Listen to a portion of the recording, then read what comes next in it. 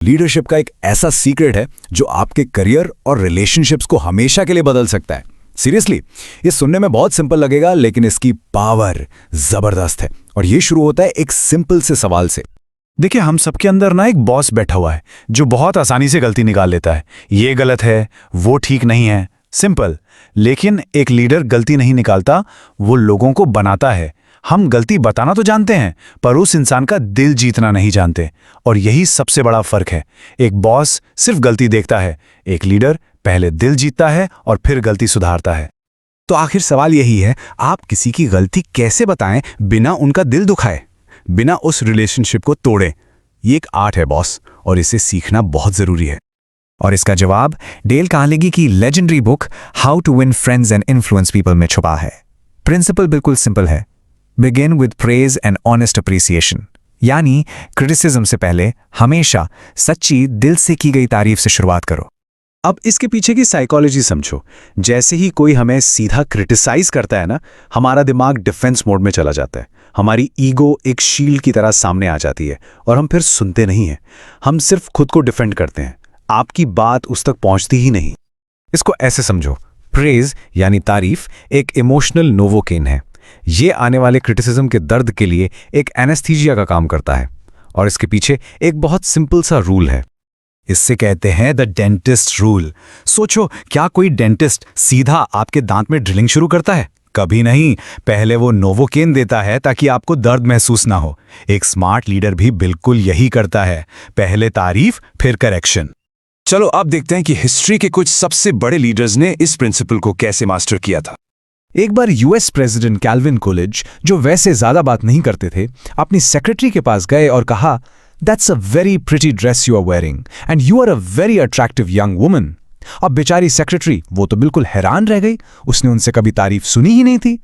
लेकिन फिर कूलिज ने मुस्कुराते हुए कहा, अब इतना भी खुश मत हो जाओ, मैंने ये सिर्फ इसलिए कहा ताकि तुम अच्छा फील करो। और हाँ, आगे से पंक्चुएशन का थोड़ा ध्यान से यूज करना।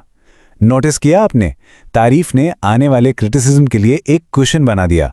मैसेज बिल्कुल क्लियर चला गया और सेक्रेटरी हर्ट भी नहीं हुई। जीनियस।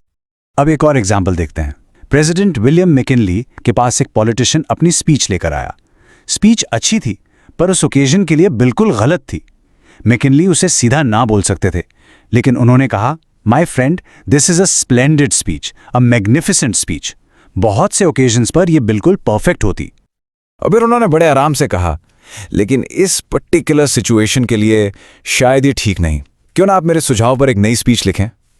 देखा आपने, उस आदमी का ईगो हर्ट नहीं हुआ, वो डीमोटिवेट नहीं हुआ। इनफैक्ट वो आगे चलकर अपने कैंपेन का एक बेहतरीन स्पीकर बना। और अब सबसे पावरफुल एग्जाम्पल, एब्राहम लिंकन। सोचो, सिविल वॉर का सबसे डार्क टाइम चल रहा है, आर्मी बार बार हार रही है, देश टूटने की कगार पर है, और लिंकन अपने एक फेलिंग जनरल हुकर को एक लेटर लिख रहे हैं।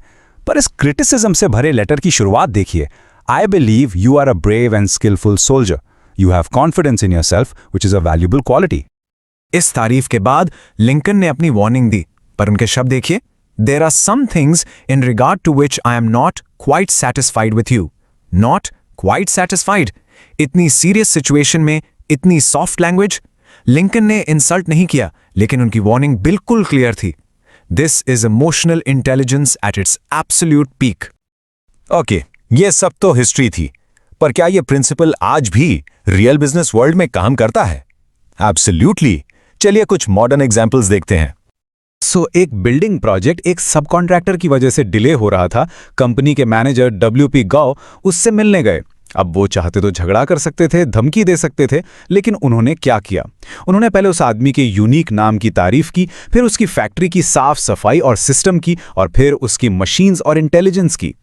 और अप्रिसिएशन से माहौल इतना पॉजिटिव हो गया कि प्रॉब्लम डिस्कस करने से पहले ही उस सब कॉन्ट्रैक्टर ने खुद कहा, आप चिंता मत कीजिए, मैं आपका ऑर्डर प्रायोरिटी पर भेजूंगा, चाहे मुझे दूसरे ऑर्डर्स डिले क्यों ना करने पड़े। बिना झगड़े, बिना थ्रेट के काम हो गया, जस्ट लाइक दैट। एक और केस देखते हैं। एक ऑफिस में एक एम्प्लॉय थी, हर काम में अच्छी, लेकिन दिन के एंड में कैश बैलेंस करने में थोड़ी स्लो थी। उसकी मैनेजर यूं से डांट सकती थी या निकाल सकती थी, लेकिन उसने पहले उसकी स्ट्रेंथ्स गिनवाई। तुम कस्टमर्स के साथ बहुत अच्छा काम करती हो और तुम्हारा काम हमेशा एक्यूरेट होता है। और फिर मैनेजर ने बड़े आराम से कैश बैलेंस का प्रोसीजर फिर से समझा दिया। रिजल्ट, उस एम्प्लॉय का कॉन्फिडेंस बढ़ गया, उसने अपनी स्पीड इंप्रूव कर ली और प्रॉब्लम हमेशा के लिए सॉल्व हो गई। This is the power of building people up, not tearing them down. तो इस पूरे डिस्कशन का फाइनल टेकअवे क्या है? आपके लिए इसका क्या मतलब है? तो ये एक लाइन हमेशा याद रखिए, क्रिटिसिज्म तभी काम करता है जब वो रिस्पेक्ट से लिपटा हो। बिना रिस्पेक्ट के क्रिटिसिज्म एक अटैक है, लेकिन रिस्पेक्ट के साथ वो एक गिफ्ट बन जाता है, एक बेहतर होने का मौका। इसलिए याद रखिए, एक लीडर वो नहीं होता जो सिर्फ गलती पकड़ता है। गलती तो कोई भी पकड़ सकता है। एक असली लीडर वो होता है जो उस गलती को सुधार में बदल देता है, एक वीकनेस को स्ट्रेंथ में बदल देता है। तो अब आपके सामने चॉइस है। अगली बार जब आपको किसी की गलती दिखे तो आप क्या करेंगे? Will you just find fault, या आप एक लीडर की तरह उस इंसान को बिल्ड करेंगे? The choice is yours.